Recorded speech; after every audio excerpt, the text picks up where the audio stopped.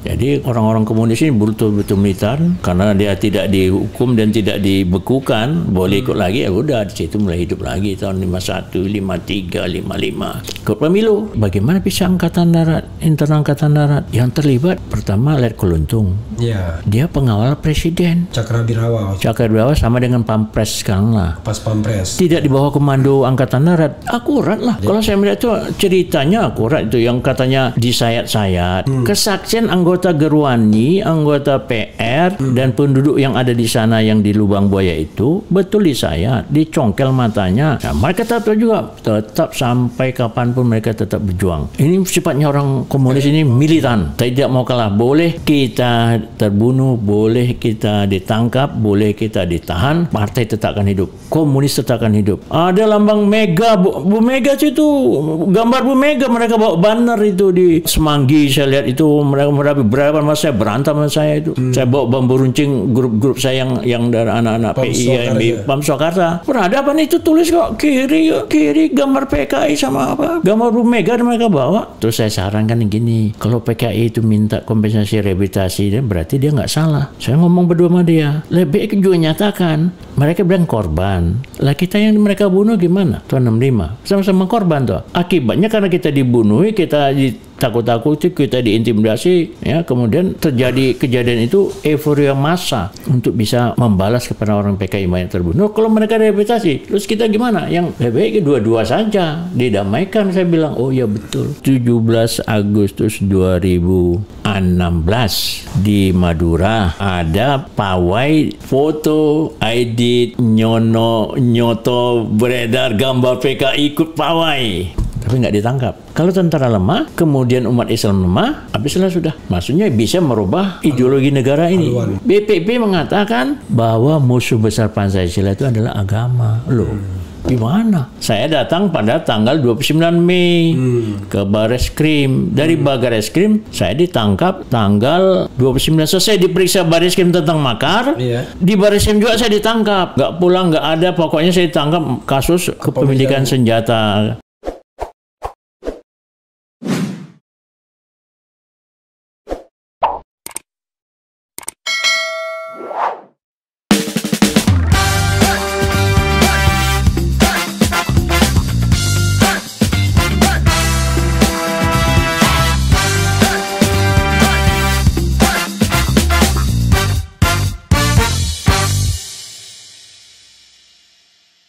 Assalamualaikum warahmatullahi wabarakatuh, Sobat RH sekalian. Jumpa lagi kita di channel yang keren ini, Keren Cadas. Suara saya masih serak karena saya batuk. Tapi di depan saya ada jenderal yang dianggap berbahaya karena tidak tanggung-tanggung bikin buku ini dari fitnah ke fitnah ya.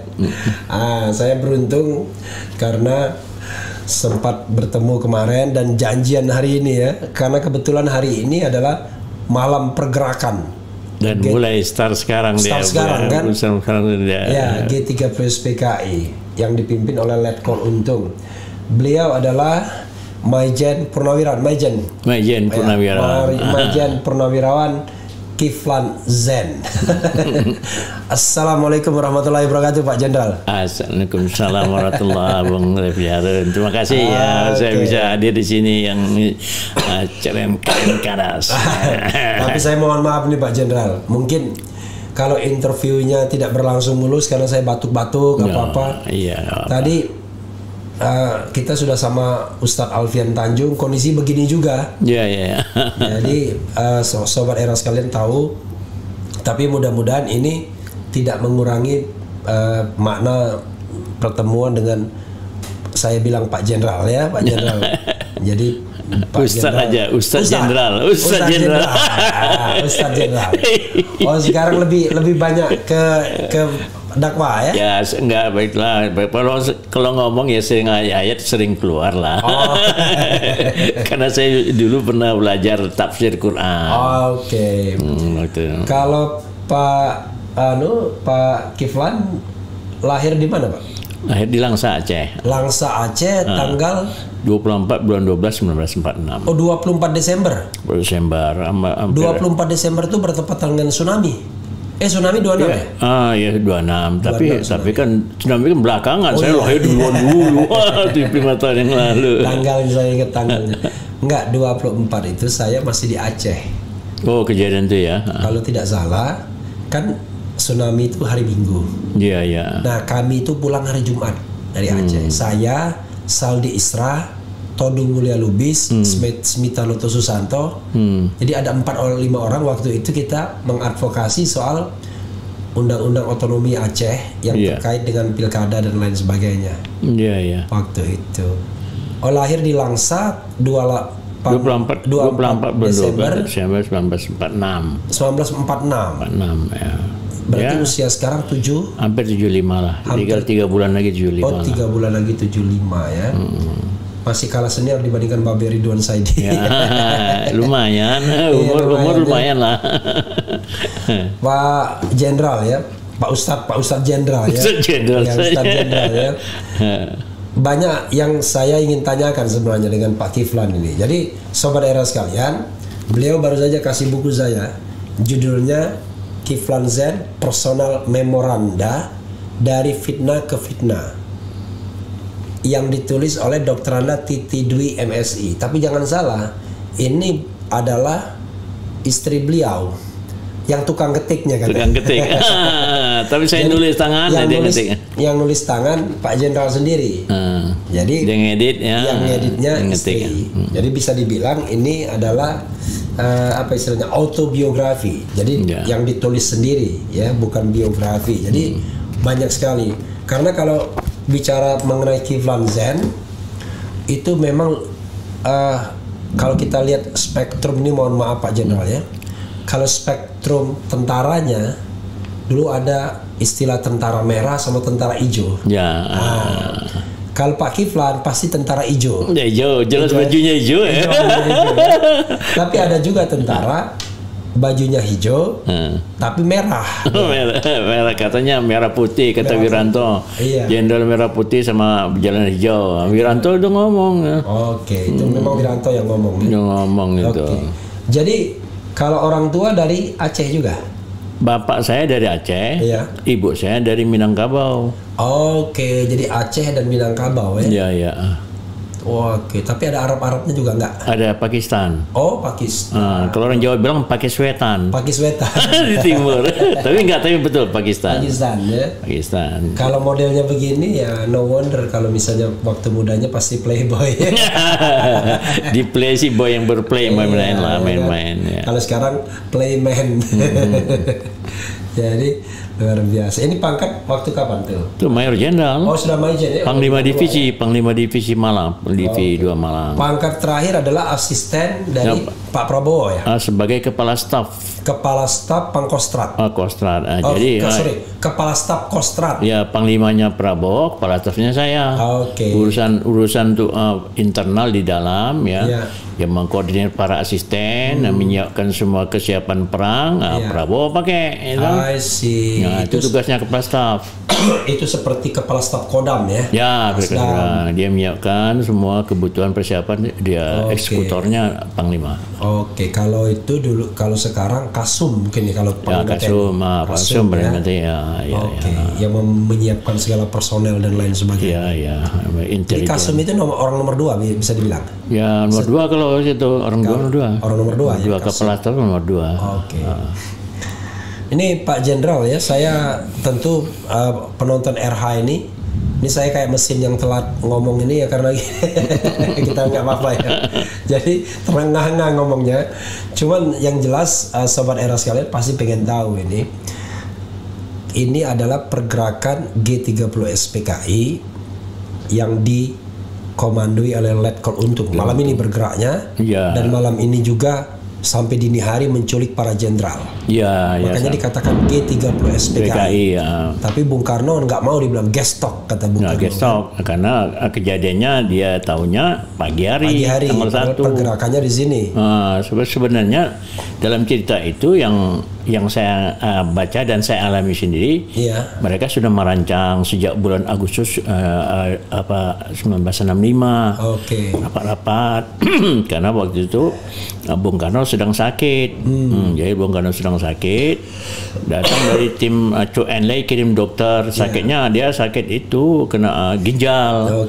Dibilang sama dokter Cina ini, Bung Karno ini kalau tidak sembuh dia mati.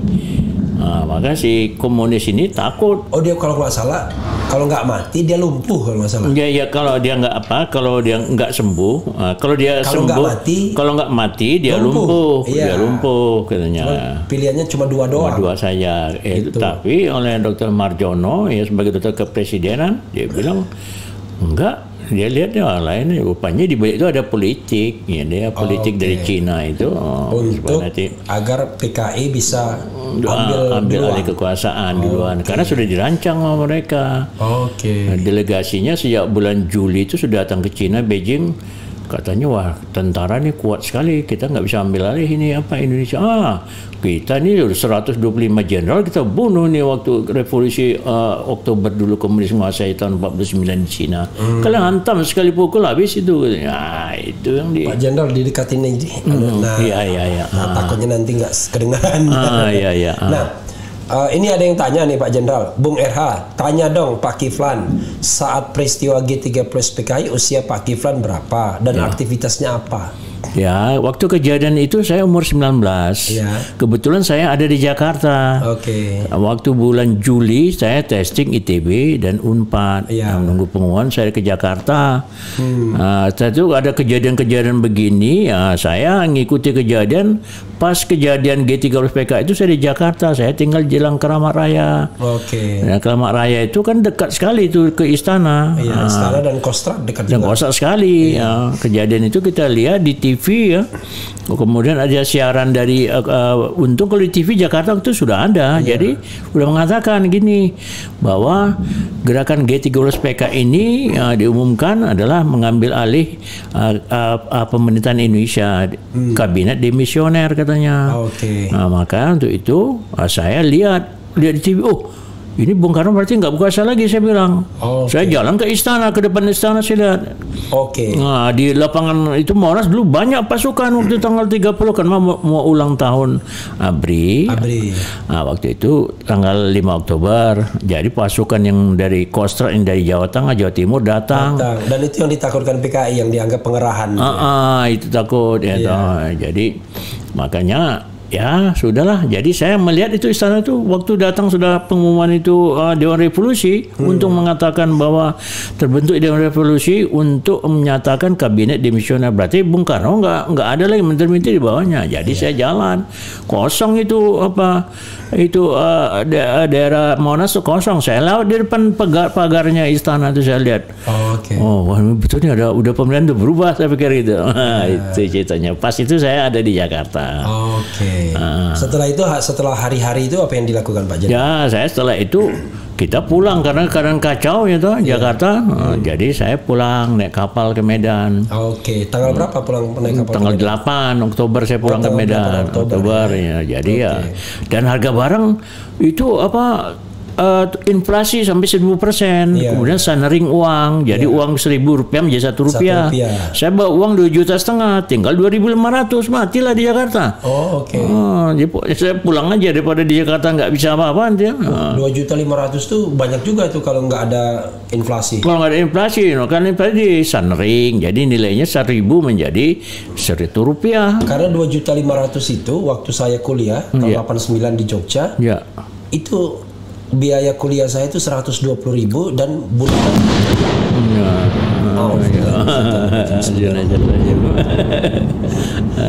Jadi luar biasa saudara sekalian.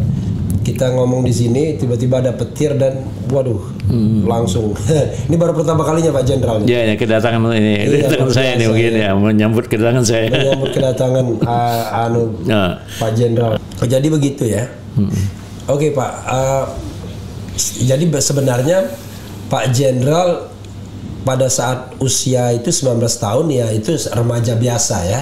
Remaja biasa. Tidak ikut pada Tapi saya kan udah ikut organisasi PI, Pelajar Islam Indonesia, udah tahu politik saya. Oke. Saya berantem dengan apa IP Ketempur Pelajar Indonesia yang di bawah bawahnya PKI, udah berantem kita di Medan. Oke. Tapi setelah itu ikut demo-demo apa? Nggak ikut demo di Medan saya di apa Kesatuan Kasih Mahasiswa Indonesia kami, yaitu konsulat Medan. Oh, setelah itu pas pulang ke Medan, saya Pak Chandra kuliah di UISU. UISU Nasional Kedokteran. Nah, kedokteran langsung saya masuk itu karena baru dibuka kedokteran itu baru pertama kali kedokteran. Saya ketua senat. Oh, ketua senat. Ketua senat tahun 1965 Oktober 1965 ketua senat saya. Baru dibuka langsung ketua senat saya. Itu. Langsung ketua senat. Ya, saya kan pernah berorganisasi PI Pelajar Islam Indonesia. Karena memang baru tingkat pertama. Tingkat pertama dan baru kedokteran itu baru dibuka.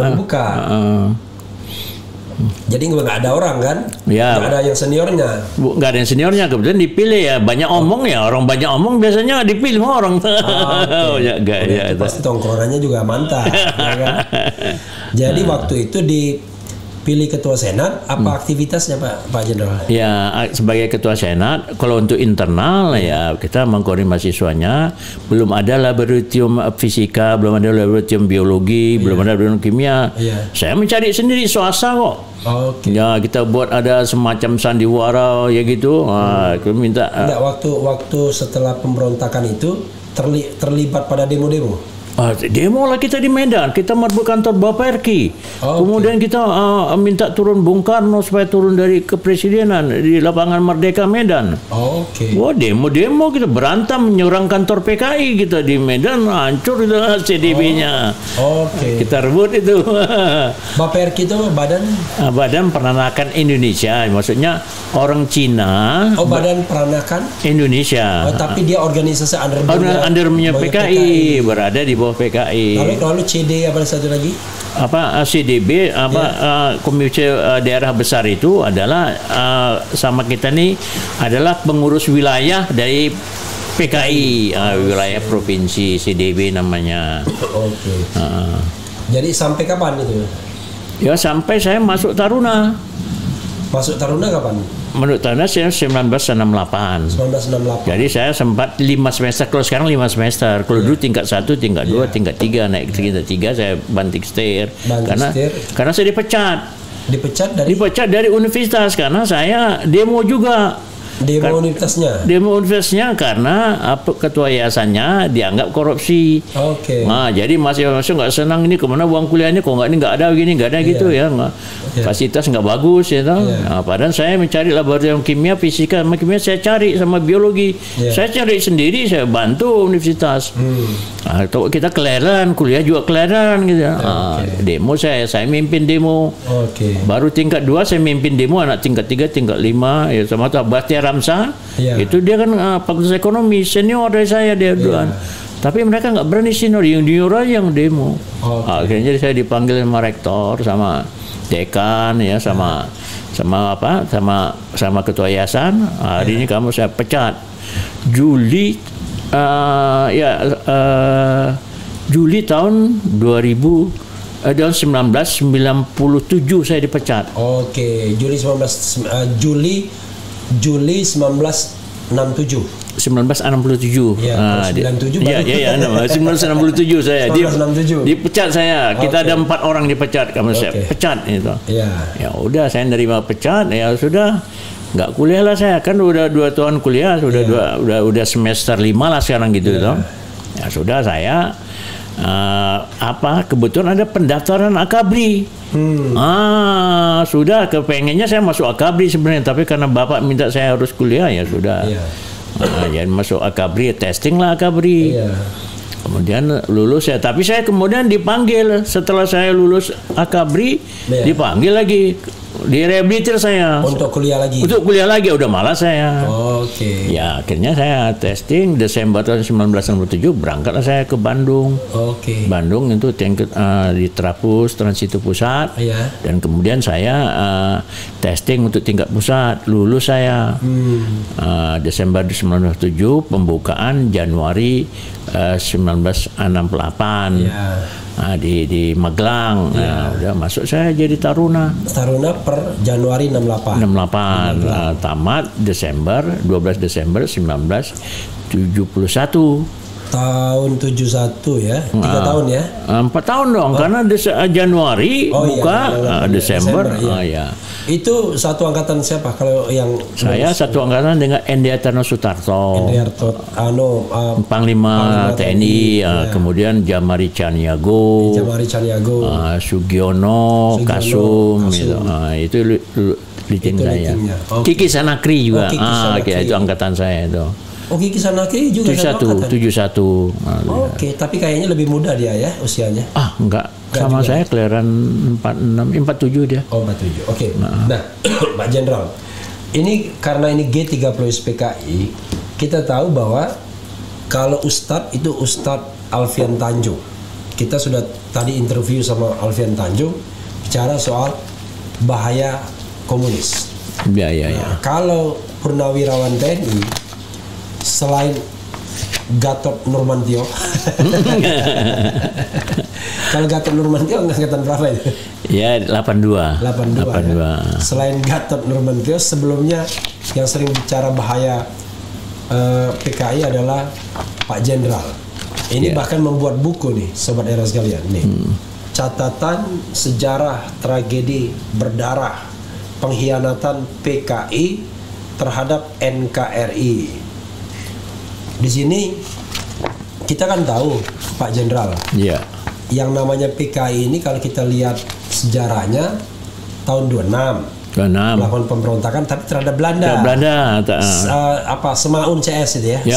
Semaun, Darsono, Snevit itu enggak, dia orang Belanda tapi dia sudah pulang, dia membangun 1913 ISDV nama Indonesian Association Perlindungan itu, sama dengan kemudian itulah cikal bakalnya PKI 1913. Dan itulah yang kemudian membuat impresi bagi Bung Karno ya. Bung Karno wah ini kekuatan revolusioner baru nih. Makanya kan dia nulis nasionalisme, Islamisme dan Marxisme.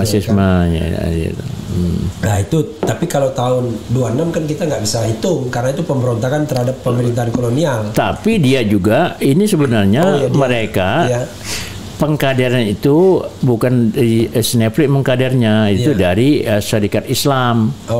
Cokro Aminoto. Host Cokro Aminoto. Cokro itu Semaun, Darsono itu murid Cokro Aminoto. Tapi lucu, Cokro Aminoto itu Bung Karno juga muridnya juga. Malah mantunya itu. Kartosuryo muridnya juga. Iya, muridnya juga sama dengan Ahmad Dahlan juga muridnya juga. Terus yang pendiri NU juga muridnya juga. Jadi tokoh yang bermuara seluruh orang ya. Ya, karena Serikat Islam dulu untuk melakukan perlawanan terhadap Belanda 1905 ada Serikat Dagang Islam Samanhudi. Jadi Samanhudi 1905 ya. 1905 itu di Lawayan kemudian dia di Solo. Kemudian dari sana kemudian berpindah 1911 berubah menjadi Serikat Islam. Dan jadi itulah yang cikal bakal untuk perlawanan terhadap Belanda. 1905 kita udah perlawanan terhadap perdagangan. Gerakan nasionalisme itu dimulai dari Serikat Dagang Islam untuk melawan pengaruh dari kekuasaan Belanda dalam perdagangan, termasuk terhadap Cina yang menguasai perdagangan. Jadi memang semangatnya nasionalisme. Jadi kalau menyingkirkan Islam nggak relevan, bener? Nggak relevan lah. Perjuangan pertama yang untuk nasionalisme itu adalah pertama Serikat Dagang, baru ada 1908 nanti yang namanya Budi Utomo. Dan Budi Utomo pun gerakan kebudayaan. Iya, budaya. Bukan gerakan nasionalis. Bukan. Oke, terlepas dari itu semua, lalu apa lagi yang Jenderal catat di sini soal pengkhianatan G30 PKI, pengkhianatan PKI itu? Jadi permulaan kan dari Serikat Dagang Islam, Semaun Darsono masuk murid Cokro Aminoto 1911. Kemudian dia masuk itu yang ISDV tadi, orang-orangnya masuk belajar di dalam masuk Serikat Islam, akhirnya mereka aliran kiri dalam Serikat Islamnya, jadi SI merah, SI putih. Terus kemudian tahun 23 dia keluar dari itu Serikat Islam, pecah gitu toh. Dia sendiri tahun 26 mereka berontak karena sudah punya basis-basis yang dari orang-orang Islam ini. Jadi pikirannya pikiran revolusioner. Nah, berontak tahun 26. Ulama juga banyak dibunuh sama dia. Yang tidak mau ikut sama dia karena dia pecah. Islam merah, Islam putih. Yang Islam putih ini Haji Agus Salim. Dia karena sudah nggak mau ikut sama dia untuk berontak, dibunuh juga para ulama. Dia ada di Delanggu, Rangkas Bitung, Silungkang, sampai Sumatera Barat. Jadi banyak dibunuh juga mereka yang nggak mau ikut. Sudah kelakuannya PKI itu. Kelakuannya komunisnya. Ya karena ngikuti di Rusia. Rusia kan dibunuh juga itu. Yang tidak mau ikut komunis, ikut-ikutan mereka. Revolusi Bolshevik gitu ya. Nah, baru nanti berikutnya. Yang nggak ikut mau gelombang revolusioner. Dibilang apa gitu kan? Kaum Bolshevik gitu. Lalu setelah itu catatan PKI tahun 48. Nah, kemudian 1926 karena berontak ditangkapin Semaun Darsono. Kemudian yang Musso lari ke Rusia. Nah, Rusia lari ke Rusia. Nah, dari Rusia ketika kita revolusi, orang komunis nggak ikut revolusi. Nggak ikut karena dia melari semua tuh. Pokoknya waktu pendirian bangsa ini mungkin berkat rahmat Tuhannya di sana. Situ. Orang komunis nggak ikut. Kalau ada orang komunis ikut, dia makan mengklaim. Dialah. Yang ikut kan cuma Islam nasionalis. Itu aja. Jadi termasuk yang menggali Pancasila kan. Lalu kemudian setelah proklamasi itu yang Panitia Persiapan Kemerdekaan Indonesia kemudian merumuskan tentang dasar negara. Itu pidato M. Yamin. Tanggal 29 Mei 1945. Setelah itu baru pidato Bung Karno. 1 Juni. Bung Yamin juga Pancasila juga, tapi dia tidak menyebutnya ke Pancasila. Dia tetap ada di situ, ada ketuhanannya. Sama. Jadi Bung Yamin 29 Mei 1945, Bung Karno 1 Juni. Nah, kemudian karena ini untuk kesepakatan bersama, di situ ada panitia 9 yang memproses. Bung Karno juga ya. Bung Karno ketua juga 22 Juni, dan kemudian di situ disebutkan ketuhanan dan kewajiban menjalankan bagi pemeluknya, itulah yang dasar negara. Tapi ketuhanan dengan kewajiban menjalankan syariat Islam bagi pemeluknya. Nah, itu ada disebutkan kesepakatan bersama. Nah, tapi karena orang Indonesia Timur tidak mau, yaitu kita nggak mau gabung di Indonesia. Kalau itu masa orang-orang Islam yang diperhatikan kita nggak, akhirnya disepakati, keluarlah rumusan Pancasila dan pembukaan Undang-Undang 45 itu tanggal 18 Agustus Ketuhanan Maha Esa dirubah, disepakati bersama. Nah, kemudian dibentuklah ini orang-orang komunis, mulai Angkatan Muda Indonesia AMPI yang sekarang dipakai di Jakarta itu DHD 45. Itu adalah kantor pertama Angkatan Muda Indonesia AMI. Nah, itu orang kiri. Orang kiri itu masuk di situ, Soekarni, kemudian ada Adam Malik, ada banyak. Adam Malik kiri juga. Kiri itu dia awalnya. Adam Malik, Khairul Saleh. Kiri awalnya, tapi tidak berbentuk komunis. Tidak komunis. Kemudian sudah dari situ gerakan pertama menculik Bung Karno, Bung Hatta untuk di Rengas Dengklok tanggal 16 Agustus. Tapi itu bukan PKI, itu pemuda kiri. Pemuda revolusioner. Nah, termasuk Sahrir itu. Dia bergerak di bawah tanah melawan Jepang. Nah, situ mereka nggak non kolaboratif, nggak mau kerjasama sama Jepang. Udah disitulah dibentuk itu pertama kantor orang-orang kiri. Di sekarang DAD 45 di Jalan Cikinia, di mana itu itu situ. Nah, kemudian di situ mulai terbentuknya, akhirnya orang-orang kiri pulang ini Musso CS ke Indonesia. Kemudian setelah lari tahun 26 itu 26 pulang dia nanti tahun 48. Tapi sebelum itu orang-orang kiri kan yang sudah terbentuk sejak tahun 26 yang berontak itu kan masih banyak. Nah, mulailah mereka mengorganisir. 22 tahun di Rusia ya. Mulai kemudian 26 sampai 48 sekitar 22 tahun. Tapi yang lain yang sudah terbentuk di Jawa, mulai dari yang di Jawa Timur ada, Jawa Tengah ada. Kan masih banyak kader. Jawa Barat ada, seperti di Cirebon, seperti di Tegal, kemudian Brebes, itu daerah-daerah segitiga itu mereka membentuk partai di situ kiri, langsung mereka menyerang, menanggapi bupati, menyerang TKR. Oke. Nah, kemudian mereka Dan PKI itu berdiri tanggal berapa, Pak Jenderal? 23 Mei 1920.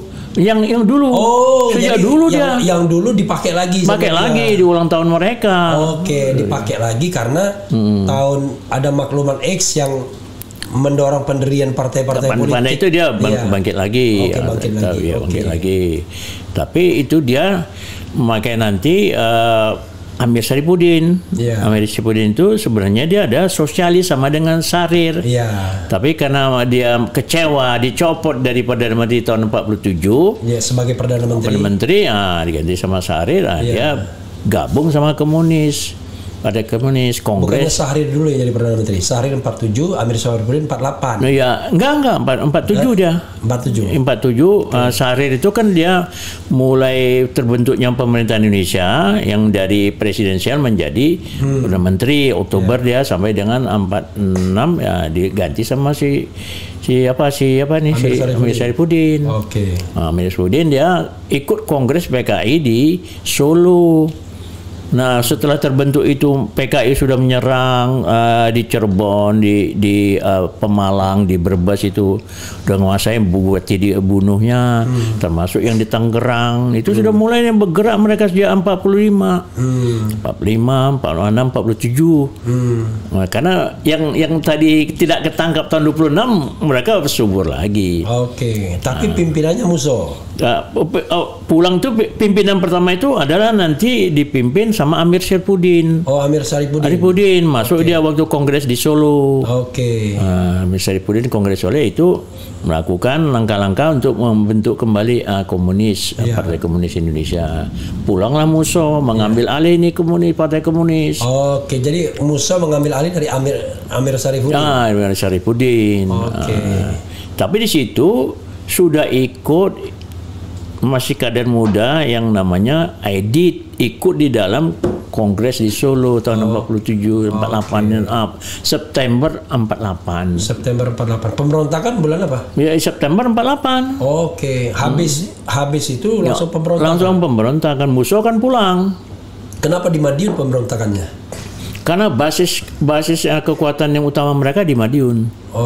Madiun, Magetan, tapi kalau umpama pasukan yang ikut di situ, pasukan Jenderal Djoko Sutono itu ada di Madiun, didukung sama tentara.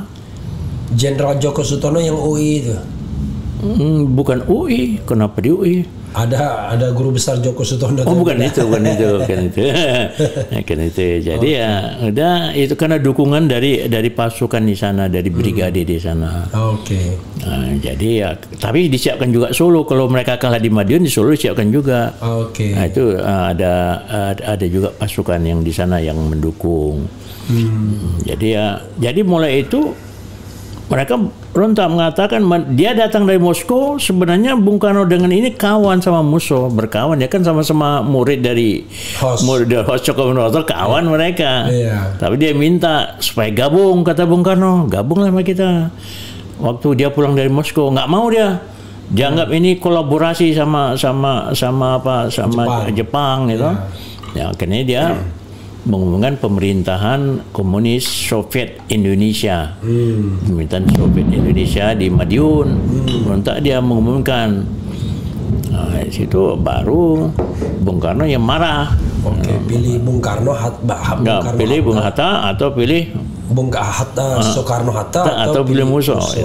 Udah, jadi ya baru dikirim pasukan yang dikirim, kebetulan pasukan yang dikirim pasukan Siliwangi yang hijrah. Hijrah akibat konferensi Renville.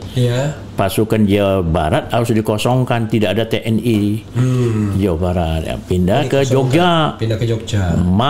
Long march mereka ke Jogja, dipimpin Nasution. Nasution langsung diangkat wakil Panglima Besar Angkatan Perang Indonesia, wakil dari Pak Dirman. Tapi pasukan Siliwangi hijrah, penuh itu daerah Yogyakarta. Karena berapa waktu itu pasukan yang hijrah itu? Waktu itu sudah satu kodam sampai satu divisi. Dulu nama divisi kodam itu namanya divisi. Oke, berapa? Divisi Lewangi, jumlah sekitar 15.000. 15.000. Pindah ke sana. Wah, penuhlah Jogja itu. Dulu Republik Indonesia ketika perjanjian Renville harus pindah. Perjanjian Renville itu tahun 48. 48, ya toh? Januari kalau nggak salah. Ya, 18 Januari. Ya, terus kemudian hanya wilayah Indonesia hanya Aceh, Jawa Tengah, sama kebagian Basuki, Kadisdin Basuki Jawa Timur, daerah itu aja. Jadi menumpuk pasukan di Jawa Tengah. Jawa Timur masih dikuasai sama pemerintahan. Wilayah Indonesia akibat perjanjian Renville itu cuma Aceh, Jawa Tengah, Kabupaten Kadisdin Basuki di Jawa Timur. Lalu Jogja? Itu termasuk Jogja, Jawa Tengah, Jogja. Makanya harus ditarik karena wilayah itu wilayah yang tidak diakui. Ya, nggak bisa diakui. Jadi kejadian itu pasukan kan ada pasukan Sulawesi ini, tapi ketika ini dia berontak. September dia berontak. Sama kejadiannya sebenarnya September juga. Lalu pasukan yang Siliwangi itulah yang menumpas. Numpasnya pasukan Siliwangi kan banyak di situ. Oh, ini dikerahkan. Dipimpin oleh? Dipimpin oleh Pak Nasution itu, Jenderal Nasution sebagai Wapangsar, wakil Panglima Besar, tapi merangkap Panglima Divisi Siliwangi. Pangkatnya sudah jenderal? Oh, Mayor Jenderal dia. Oh, itu usia 20-an itu waktu itu? 27. Iya, Pak Nasution itu 27. Dia kan Akademi Militer Belanda dia. Oke. Nah, di Bandung. Tapi memang dia perang gerilya taktik itu dia. Dia karena belajar bukunya yang Inggris gerilya di mana di Burma itu. Oke. Itulah jadi dia berontak pertama. Kemudian Belanda nyerang lagi. Agresi Belanda yang kedua. Agresi Belanda yang kedua tahun 48. 48 ya, tanggal 19 Desember 48. 19 Desember 48 ya. Jogja dikuasain. Ya. Jogja karena Jogja dikuasain, ditumpas habis tahun 30 September ini. Di Desember ini gagal mereka yang berontak di awal September berontak di Madiun, Magetan, Jawa Timur. Tanggal 3 September mereka kalah. Habis. September ya? September tanggal 30 habisnya. Iya. Nah, dari sana baru September tanggal 30. 30 mereka kalah di Madiun. Oke. Karena di Madiun ya, Magetan, Madiun. Jadi dengan demikian, tetapi 19 Desember 1948 Belanda nyerang. Jadi baru dihancurkan PKI, nggak sempat lagi memikir, negara nggak sempat mikir kan diserang, gitu. Jadi orang PKI yang sudah musuh, kemudian CS itu sudah tertangkap dan kemudian dihukum mati, ya. Nah, PKI-nya belum sempat dibekukan. Oke. 48 itu belum sempat dibekukan karena kita menghadapi Belanda. Oke. Kita gerilya. Bung Karno ditangkap Belanda, kemudian diajak untuk gerilya, nggak mau Bung Karno. Tadi dibilang dia mau bergerilya dengan Pak Dirman, tapi Bung Karno nggak mau. Ya sudah ditangkap Belanda, diasingkan dia ke Perapat. Oke. Nah, ya kemudian nggak sempat lah terpikir ini. Akhirnya kita diberikan kedaulatan tanggal 27 Desember 1949. KMB di samping itu, karena ada perjuangan, karena pemerintahan Indonesia tidak ada. Gimana? Jadi akhirnya dibentuklah pemerintahan darurat Republik Indonesia dipimpin seperti Negara di Bukit Tinggi, PDR di Payakumbuh. Itulah tersiar bahwa Indonesia masih tetap ada walaupun Bung Karno ditangkap. Ya Bung Karno sebenarnya kan udah menyerah. Tapi saya dengar dari Baberi Ridwan Saidi menjelang pemilu 55. Itu ketua umum PKI namanya Teliangji itu menemui Bung Karno dan akhirnya Bung Karno yang merestui dihidupkannya lagi PKI. Tahun 51. Gimana duduk perkaranya itu? Iya, karena bahwa dianggap dia kesetiaan lah. Ini udah dipimpin langsung dipimpin Aidit dia waktu 51 udah Aidit. Tahun 51 itu ada Aidit. Ya, waktu kita 49 Desember terbentuk Republik Indonesia. PKI sudah ada. Republik Indonesia Serikat 27 Desember. Kemudian berunding untuk membentuk pemerintahan Negara Kesatuan Republik Indonesia oleh Nasir. Nah, di situ Nasir yang kelihatan revolusioner itu untuk kembali Undang Partai Komunis Indonesia. Mosi integral Nasir. Mosi integral Nasir. Jadi karena itu dia dapat angin lagi. Nah, disitulah mulai dia konsolidasi. Cepat dia konsolidasi, kalah cepat dia konsolidasi. Jadi orang-orang komunis ini betul-betul militan. Karena dia tidak dihukum dan tidak dibekukan, boleh ikut lagi, ya udah di situ mulai hidup lagi tahun 51, 53, 55. Ikut pemilu 55 sudah Aidit itu ya. Udah Aidit, pimpinan Aidit. Ya berarti 3 juta orang dia dapat itu. Pengikutnya masa dulu udah 3 juta orang. Tahun 55 sudah 3 juta orang di anggotanya. Dan itu lebih real dibandingkan partai sekarang kan. Itu real. Partai sekarang kan nggak jelas kan, floating semua ya. Anggotanya floating semua. Jadi ya sudah. Dia punya kekuatan besar. Ya, yang memuji-muji Bung Karno. Bung Karno dipuji ya senang lah. Dia partai nomor 4. Setelah PNI, Masyumi, NU, nomor 4 PKI. Pak Kiflan ya, setelah itu dia kan memberontak tahun 65. Ya. Sejauh mana, kan banyak orang mengatakan, wah ini kan PKI misalnya, Mbak Mega pernah mengatakan sejarah diluruskan, sejarah 65. Menurut Pak Kiflan itu apa masalahnya dengan sejarah 65 sehingga perlu diluruskan atau perlu ada yang bengkok, ada yang apa ya? Di bagian mananya sebenarnya? Ya, itu kan keinginan dari orang komunis bahwa mereka tidak bersalah. Jadi dikira bahwa karena tidak bersalah, yang dianggap itu bersalah kejadian 1905 kudeta versi mereka. Tapi fakta sejarah versi mereka itu adalah internal angkatan darat. Itu sudah disebutkan oleh orang-orang komunis bahwa itu internal angkatan darat, terutama oleh nanti Sudisman itu sebenarnya sebagai yang masih hidup waktu itu, yaitu angkatan darat. Tapi dalam hal ini bagaimana bisa angkatan darat, internal angkatan darat yang terlibat? Pertama Letkol Untung, dia pengawal presiden. Cakrawirawa sama dengan Pampres sekarang lah. Pas Pampres. Tidak di bawah komando Angkatan Darat. Dulu Angkatan Bersenjata Republik Indonesia dibentuk tahun 62 oleh Bung Karno. 3 angkatan tambah polisi, AKRI dijadikan satu menjadi Angkatan Bersenjata Republik Indonesia. Untuk pertama kita menghadapi Trikora merebut Papua, kemudian Dwi Kora melawan Malaysia, dibentuk jadikan satu. Jadi ada Angkatan Darat, Panglima Angkatan Darat, dia punya komando tuh Angkatan Darat, Angkatan Laut komando, udara juga, sama polisi juga. Jadi itu tahun 62 sudah dibentuk. Jadi ada Cakrawirawa pas Pampres. Coba bayangkan pas Pampres itu pimpinannya Sabur.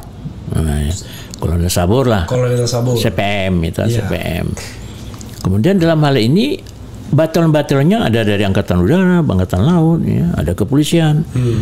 Salah satunya batalon pengawal presiden khusus, ada pasukan pengawal presiden, namanya Cakrawirawa. Batalonnya itu dipimpin Letkol Untung.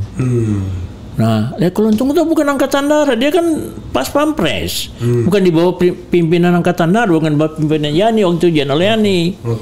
Nah, dari jadi demikian. Yani waktu itu jenderal atau letjen? Letnan jenderal. Ya. Dulu angkatan itu cuma letnan jenderal, panglima tertinggi yang bintang 5 ya. Presiden ya. Jadi dengan demikian dia bukan orang angkatan darat, dia pengawal presiden. Kenapa dibilang angkatan darat? Orang bukan di bawah komando angkatan darat. Itu katanya karena itu internal angkatan darat yang menangkap itu adalah pimpinan Letkol Untung dengan pasukannya. Pasukan yang dibentuk untuk menangkap para jenderal ini sebenarnya perintah Bung Karno. untuk dihadapkan ini para jenderalnya karena dianggap jenderal mau kudeta, ada dewan jenderal diisukan tadinya karena sakit. Nah, kemudian dibentuklah yang namanya CCPKI, Komite Sentral PKI, membentuk sama Biro Khusus. Biro Khusus ini menyusup ke angkatan-angkatan. Nah, di bawah Sam Kamaruzaman. Nah, kemudian Sam Kamaruzaman ini sampai bisa membina yang namanya Lekon Untung. Nah, kalau untuk ini dulu pernah jadi anak buah Pak Harto dulu. Pernah Banteng Riders di Jogja juga. Nah, jadi tahu dia ini siapa si Untung ini. Pak Harto. Nah, kemudian untuk pasukan yang menangkap para jenderal ini diperintahkan menghadap kepada Pak Harto, kepada Bung Karno, adalah Letkol Untung. Membentuk satu tim. Pertama tim Pasopati, Dul Arif pimpinan, Letu Dul Arif. Kemudian pimpinan untuk yang kedua Pringgodani, pimpinan Mayor Siono, Mayor Udara Siono. Itu kan angkatan udara, bukan angkatan darat. Yang ketiga pimpinan Bima Sakti, tim Bima Sakti. Itu pimpinan adalah Suradi, Kapten Suradi. Jadi dua dari Pas Pampres itu, Pas Pampres yang namanya Siono, Mayor Siono, bertugas untuk nanti menerima dan melatih ini para jenderal itu dibawa ke sana, ke Lubang Buaya, menyiapkan itu latihan para gerwani. Sedangkan Dul Arif ini yang timnya yang menculik pasukan Pasopati. Nah, menangkap dan menculik untuk dihadapkan kepada Bung Karno. Sebenarnya dihadapkan Bung Karno, inilah sebenarnya yang akan melakukan kudeta. Dewan Jenderal itu. Ya, karena jenderal-jenderalnya mereka akan membentuk pasukan yang namanya Angkatan Kelima. Itu yang diminta oleh Chou Enlai, Perdana Menteri, kepada Bung Karno supaya dibentuk Angkatan Kelima, buruh tani. Dipersenjatai, diajukan kepada Panglima Angkatan Darat, Laut, Udara, dan Agri. Angkatan Udara, Omar Dhani, Marsikal Madya Omar Dhani, dulu namanya Laksma Madya Udara. Setuju. Angkatan nggak setuju, termasuk Panglima Angkatan Darat Ayani, Suparman, kemudian MT Haryono, Suyono Suyono, termasuk Jenderal Panjaitan, DI Panjaitan. Nggak setuju, 6 jenderal yang ada di Angkatan Darat nggak setuju untuk adanya Angkatan Kelima, buruh tani ini. Ini diisukan Dewan Jenderal mau kudeta terhadap Pak Bung Karno. Nah, jangan demikian, kan terbukti kalau urusan Angkatan Darat bukan pasukan Angkatan Darat, kalau internal Angkatan Darat, karena kan itu dia Pas Pampres, bukan Angkatan Darat punya. Di bawah komando langsung presiden, pengawalannya presiden. Ada Mayor Siono, Angkatan Udara. Jadi satu Mayor Udara, satu Kapten Letu Dul Arif, satu Kapten Suradi, 2 angkatan. Tapi kan bukan Angkatan Darat, di bawah komando Pas Pampres, Cakrawirawa dulu. Dulu Cakrawirawa itu terpisah dari Angkatan Darat ya? Ya, bukan, langsung di bawah presiden itu. Jadi bagaimana bisa itu urusan Angkatan Darat? Kok diisukan itu internal Angkatan Darat yang disebut dengan dari Cornell Paper, yang dari Ben Anderson membuat satu paper itu sebenarnya internal Angkatan Darat. Salah satu skenario. Ya, skenario bahwa itu dalangnya Angkatan Darat, dalangnya Bung Karno, dalangnya Pak Harto, kan? Jadi dia dibilangnya bahwa itu urusan Angkatan Darat dan Angkatan Darat yang melakukan itu. Oh, tidak, karena ada Angkatan Udara mendukung, Angkatan Udara dukung adanya. Itu, Pak Jenderal, film G13 PKI Pengkhianatan itu yang sering diputar zaman Orde Baru dan sekarang jadi kontroversi. Itu menurut Pak Jenderal berapa persen akurasinya? Saya kira saya nonton panjang juga sampai 3 jam lebih itu. Akurat lah. Akurat. Kalau saya melihat itu ceritanya akurat, itu yang katanya disayat-sayat. Kesaksian anggota Gerwani, anggota PR, dan penduduk yang ada di sana yang di Lubang Buaya itu betul disayat, dicongkel matanya. Tapi kan oleh yang namanya Aspi Warman Adam CS, oh enggak, itu rekayasa saja. Ini ada pengakuan kok, pengakuan yang ikut Gerwani, yang ikut latihan di Lubang Buaya.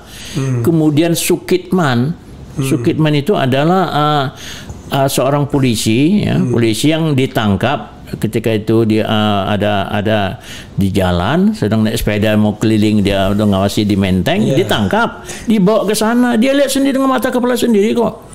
Dia wawancarain. Jadi ada 5 orang dia wawancari, ada PR, Pemuda Rakyat, ada Gerwani yang latihan di Lubang Buaya yang membuat angkatan kelima itu. Melihat dipotong itu burungnya Kapten Pirtandian. Melihat, dan kemudian waktu diperiksa di rumah sakit, yang memandikan mayat itu cerita bagaimana keadaan tubuh ini. Kok bisa dapat dari Aspi Warman Adab CS itu mengatakan itu rekayasa? Kok bisa orang-orang PKI Bangsa, anaknya Aidit Ilah Mayit mengatakan itu rekayasa, bohong? Orang yang pengakuan yang menyuci, yang memandikan mayat, kemudian para yang latihan di situ mengaku, ada 5 orang ngaku semua itu yang dicongkel mata, yang ditembak. Ya kenapa? Jadi mereka itu bohong, gitu. Ya, pada itu sangat halus, masih diperhalus itu, film itu diperhalus. Kalau realnya wah lebih parah lagi. Ini diseret-seret, Jenderal Yani sudah meninggal itu masih diseret lagi situ, masukkan ke lubang. Itu cerita dari saksi orang Pemuda Rakyat, orang Gerwani yang latihan di situ. Bagaimana Sukitman, seorang polisi yang agen polisi dulu pangkatnya, lihat sendiri dia waktu itu ditawan di situ, di dekat rumah itu ditawan, dia lihat mayatnya. Bagaimana mau dikatakan itu tidak benar, itu film itu Pak Jenderal, ya, sekarang ini kan ada isu mengenai kebangkitan PKI. Iya. Ada yang bilang kebangkitan PKI atau PKI bahkan sudah menyusup ke istana, sudah berkuasa. Sejauh mana Pak Jenderal bisa menyerap atau mengkonfirmasi informasi itu? Kalau saya melihat, kita lihat dulu, mereka kan setelah mereka kalah, Sudisman membentuk lagi PKI-nya itu. Kemudian di situ mereka akan membuat 3 metode perjuangan, bekerja di kalangan musuh, yaitu di ABRI, di TNI, di PNS, dan di kalangan para ulama. Itu mereka punya metode. Kita tidak kalah, partai boleh kalah, tapi partai tidak akan mati. Kita boleh terbunuh. Itu doktrin setelah kalah mereka. Sudisman itu salah satu pimpinan. Satu pimpinan biro, politbiro. Oh, politbiro yang pimpinan pimpinannya. Dia bukan. Jadi dia tersendiri, ada di dalam susunan pusatnya komunis dulu, ya, sisi komunis dulu. Komite sentral itu tingkat pusat di BP sekarang lah. Itu ada pimpinan tuh, ada politbiro. Politbiro itu sama dengan ketua badan harian lah, BP, badan BH, badan harian dari suatu partai, namanya politbiro. Politbiro ini pimpin langsung Aidit. Aidit membawa politbiro, tapi di samping itu persetujuan politbiro dibentuk namanya biro khusus. Nama Sam Kamaruzzaman, Pono dan Nyono. Inilah yang bekerja khusus atas perintah dari Aidit yang merancang untuk kudeta ini. Nah, kemudian karena mereka tidak kalah, mereka bekerja terus membentuk CCPKI ini kembali. Kemudian mereka lari ke Jawa Tengah, membentuk pasukan di Marbu Komplek. Mereka bersenjata di Blitar Selatan, Olwan Tapea memimpin di situ dengan kekuatan bersenjata, dikalahkan juga, ditumpas setelah 1968. Mereka tetap sampai kapanpun mereka tetap berjuang. Ini sifatnya orang komunis ini militan, tidak mau kalah. Boleh kita terbunuh, boleh kita ditangkap, boleh kita ditahan, partai tetap akan hidup, komunis tetap akan hidup. Tapi ini setelah 55 tahun ini ya dari 65 itu, apakah masih relevan kita bicara mengenai bahaya komunisme itu? Nah, ini kita lihat ya. Ya, setelah mereka tetap begitu, akhirnya situasi tahun 1998. Ya. 1997 mau pemilu, terjadi peledakan di Tanah Tinggi, di Bekasi. Itu kader-kader muda komunis, Forkot, dulu dianggap kiri, Fordem, kemudian ini dianggap kiri termasuk PRD. Tapi yang ditangkap sama Kopassus sama Prabowo, karena mau pemilu 1997 kan terjadi pemboman, ditangkap. Maka dituduhlah Prabowo orang menculik, padahal kan menangkap orang buat kerusuhan. Itu anak-anak kiri. Jadi dengan demikian itu mulai kelihatan. 98 mereka dompleng Amin Rais ya, sama elemen Islam ini ya, terutama Amin Rais itu ya, membentuk yang supaya Pak Harto supaya mundur, ya, ketidakpuasan terhadap kepemimpinan partai yang sudah lama, marah itu. Nah itu kan terbentuk setelah mau pemilu, ya toh, marah itu. Jadi akhirnya orang Islam sendiri yang diberikan kesempatan sama Pak Harto mau turun. Wah, saya ini nggak ada yang dukung, saya datang dengan Prabowo ke Pak Harto tanggal 18 Mei 1998, jangan mundur Pak. Wah, semua nggak mau ada nolong saya. Amin Rais sudah ditolong nggak mau, sekarang malah dia hantam saya. Kita akan dukung Pak, semua demo terhadap saya kita akan dukung, saya kerahkan. 18 Mei 1998. Waktu itu Pak Kiflan menghadap Pak Harto. Iya, bersama Prabowo. Jangan mundur. Tapi Amin Rais datang dan timnya termasuk siapa, Kanjang itu, Kiai Kanjang itu. GAMH Najib datang tuh ke sana. Pak Harto mundur. Tapi kita Pak Amin nggak datang, tapi ada utusannya. Yang datang itu Nurkolis Majid. Ya, di situ kan orang-orang kiri dompleng di masa yang bergerak itu, kerusuhan 98 Mei 98, 12 terjadi penembakan Trisakti, 13 meledak. Orang-orang kiri, saya mendapat informasi dari intelijen dari Kostrad, bergerak dari Madiun, dari Jawa Tengah dengan kereta api masuk ke Jakarta. Orang-orang kiri, orang-orang eks-komunis sama anak-anak pengikutnya masuk berkerusuhan di Jakarta. Tapi bisa kita selesaikan tanggal 15 Mei 1998 sama Prabowo.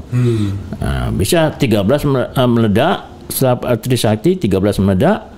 Kemudian 14-15 saya datangkan pasukan seluruh Indonesia dari Kostrad itu, dari Makassar juga datang ke Jakarta. Dituduh juga kita mau kudeta. Wiranto nuduh gitu. Pak Harto mundur. Permintaan Wiranto Pak Harto mundur. Tanggal 15 Mei di Halim. Pak Harto pulang dari Mesir, Pak kadang kacau nggak bisa diatasi. Padahal udah kita atasin, Kostrad ngatasin. Saya datang langsung ke Jakarta. Nah, dari situ anak kiri yang masuk mengacau, saya tahu anak kiri, yang SPKI.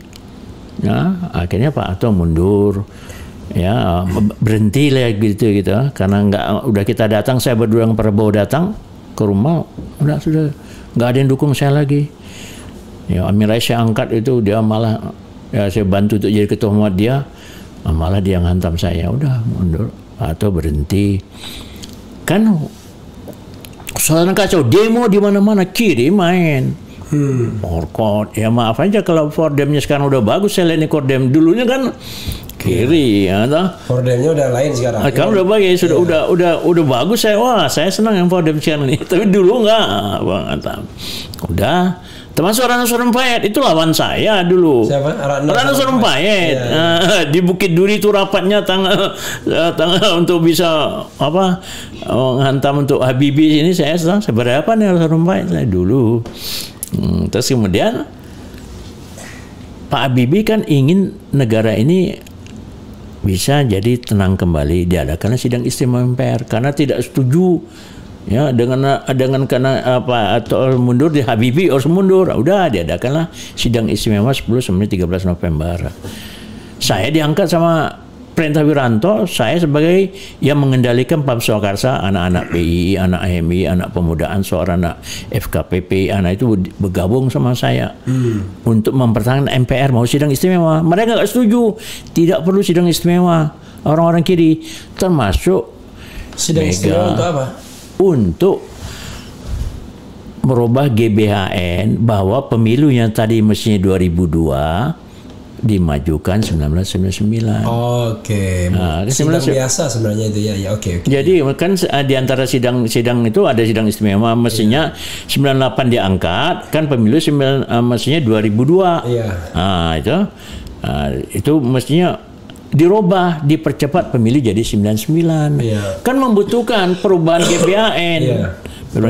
Pakai TAP MPR. TAP MPR. Jadi maka dia ada sidang istimewa. Mereka nggak setuju. Tidak perlu sidang istimewa. Habibie harus turun. Jangan orang kiri inilah.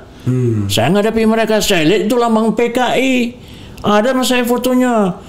Ada lambang Mega, Bu Mega itu gambar Bu Mega, mereka bawa banner itu di Semanggi. Saya lihat itu mereka berapa mas saya berantem sama saya itu. Saya bawa bambu runcing grup saya yang dari anak-anak PI, PAM Swakarsa. Peradaban itu tulis kok kiri gambar PKI sama apa? Gambar Bu Mega mereka bawa. Saya berhadapan sama orang kiri. Itu pertama itu buktinya 98 baru pemilu 99. Ya, Habibie nggak mau ikut mencalonkan lagi, malulah dia dah. PAM Swakarsa itu yang bentuk kan Wiranto. Ya perintah Wiranto kepada saya kok. Oke. Perintahnya sama saya. Waktu itu sempat bentrok. Berantok sama masa itu masa kiri, banyak saya lihat orang bawa gambar Mega, gambar Palu Arif mereka bawa kok. Itu bukti 98 mereka karena Pak Harto nggak lagi Habibie dah keluar kiri. Itu bukti pertama. PAM Swakarsa dari mana aja waktu itu komponennya? Komponennya anak PI, anak HMI, Pemuda Ansor, FKPPI. Iya. Kemudian ya yang pendukung FPI juga. FPI nggak ada. FPI baru dibentuk tahun 99. Oke. 98 yang mengamankan negara ini adalah PAM Swakarsa. Oke. Setelah itu saya dikejar-kejar mau dibunuh. Oleh masa-masa ini, mobil saya dilempar, dikejar-kejar kok. Mobil dinas saya oleh masa kiri. Saya dicari mau dibunuh saya. Kalau berhasil mengamankan MPR, sidang berhasil, GBHN dirubah, pemilu dipercepat.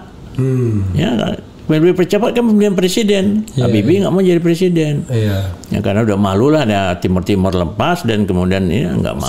Sidangnya ditolak. Gitu. Tapi kan pembentukan ya di situ kiri kelihatan mulai 98 mulai bangkit, dompleng dia dengan reformasi. Mulailah dia muncul yang tadinya dia bilang ini, akhirnya dia minta bahwa mereka harus pemerintah ini, tadinya mereka kan nggak boleh masuk di dalam struktural ABRI, nggak bisa masuk TNI, nggak bisa masuk Polri, nggak bisa jadi pegawai negeri. Ada kan ketetapan tentang untuk screening itu. Tapi akhirnya dicabutlah Kepres tentang itu, tidak boleh menjadi dia di birokrat. Tahun 2006 ingat saya, masa SBY lah udah cabut. Ya memang itu kan ada sebab akibat karena mereka berontak, mereka banyak bunuh tahun 48, 65 banyak bunuh di Bandar Besi, di Jawa Timur, di Muncar. Kan dibunuhnya anak Pemuda Ansor itu jumlah 62 orang. Di Solo 65 itu mereka membunuh juga. Ya akibatnya karena emosional rakyat, Jenderal Anam dibunuh, ada perwira termasuk Brigjen Katanso di Jogja, Kolonel Sugiono di Jogja. Kan bukan hanya terhadap jenderal saja, tapi kita diintimidasi, termasuk nama saya mau dibunuh. Ada daftar nama saya mau dibunuh di Medan, di cabang CDB-nya Medan. Tahun berapa? Tahun 1965. Oke. Saya kan sudah di Medan, saya kan PII.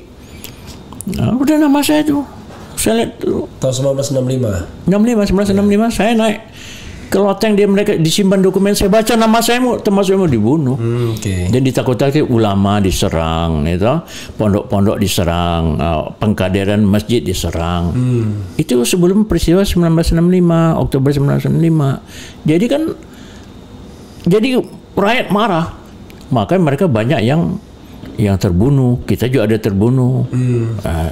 Disitulah mereka setelah tahun 2006 mulai minta rehabilitasi, kompensasi dan segala macam. Akhirnya masanya ketika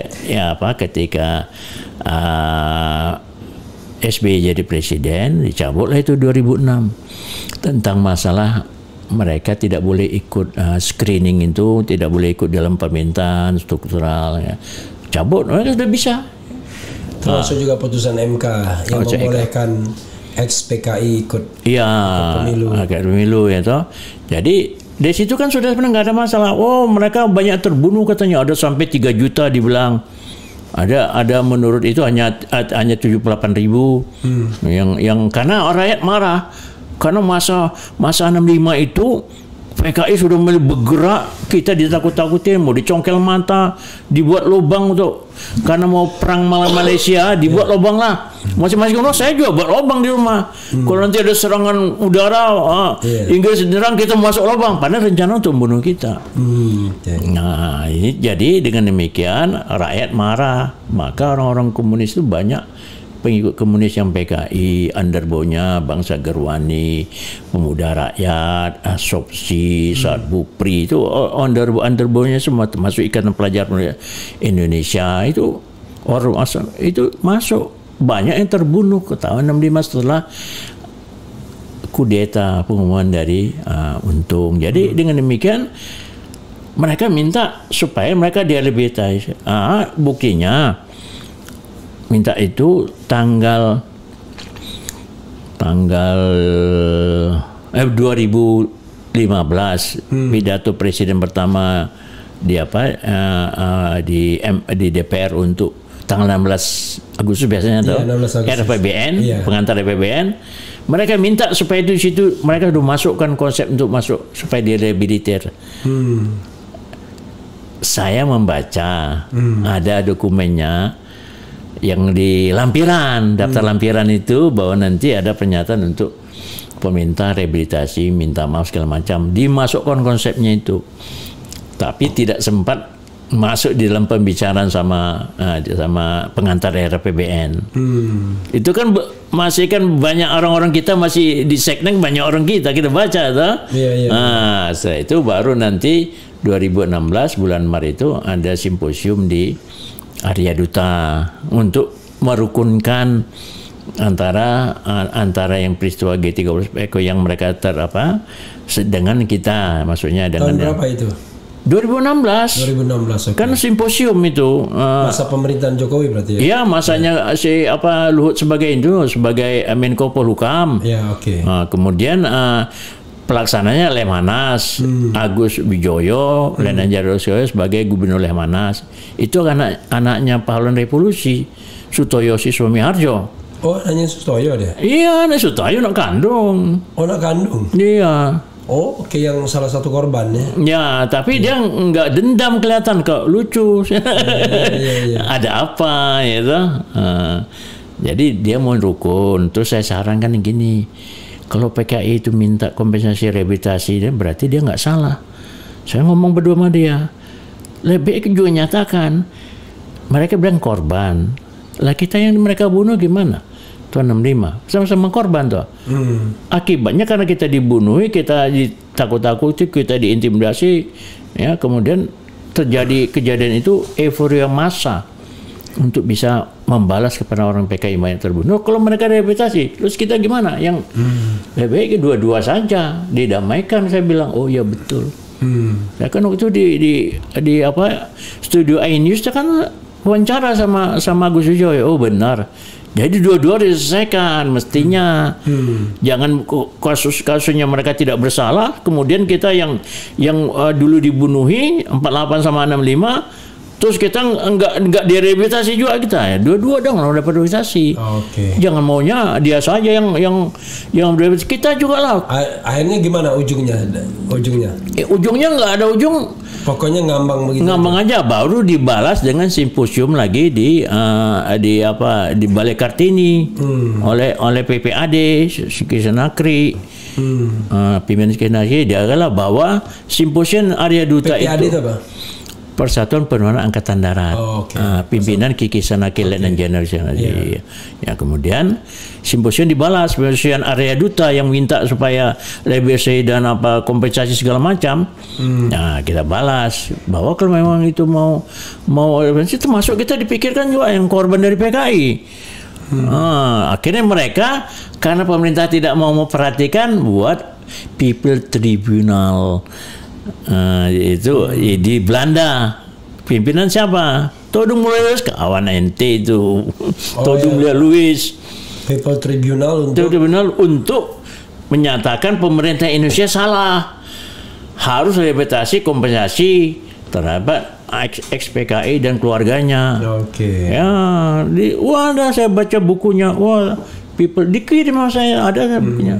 Jadi Todung Mulya Luis CS ya, termasuk Untung Bejo sekarang Dubes di Norwegia. Jadi kita itu lihat bersalah suruh minta maaf kompensasi, tapi kan pemerintah nggak mau. Dan memang saya sarankan mestinya dua-dua dong, jangan pikirkan PKI yang korban itu. Kalau memang ada keadaan sejarah itu menyatakan salah, kondisional begitu, ya dua-dua diperhatikan. Pendapat saya, jangan menuntut orang PKI, ex-PKI. Itu kan kalau kita bicara tentang rehabilitasi, kompensasi ya. Tapi kan yang kita diskusikan ini juga mengkhawatirkan adalah kebangkitan PKI. Ya. Kalau itu kan, kalau cuma sekedar dia minta begitu barangkali nggak bahaya. Tapi kalau dia mau take over pemerintahan dengan cara yang tadi, masuk ke lini birokrasi. Lini ulama, lini TNI. Ya, kita lihat nanti. Sudisman udah ngomong toh.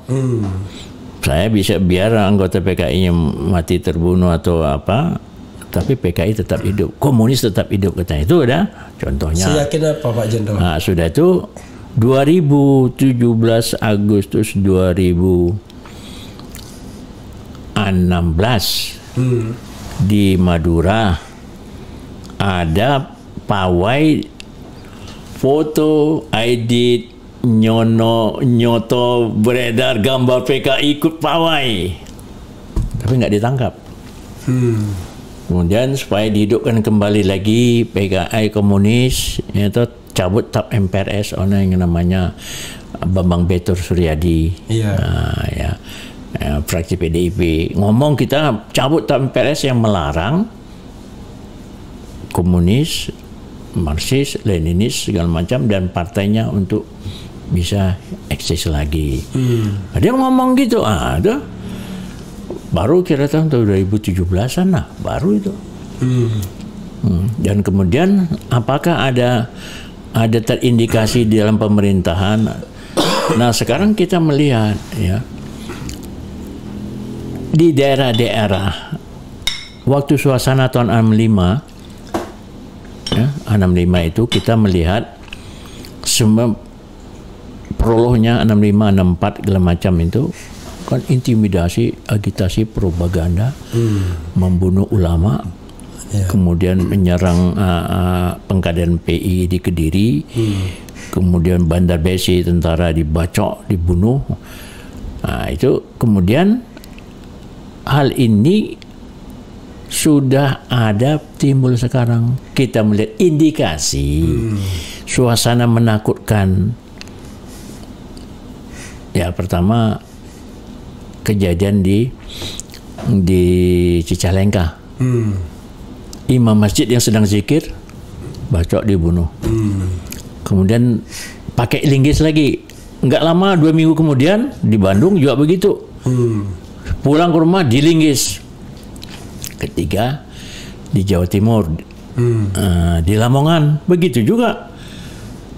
Ulama yang baru pulang disikat. Nah, baru-baru ini siapa yang ulama yang sedang apa di Lampung? Ditikam? Enggak, bilang orang gila.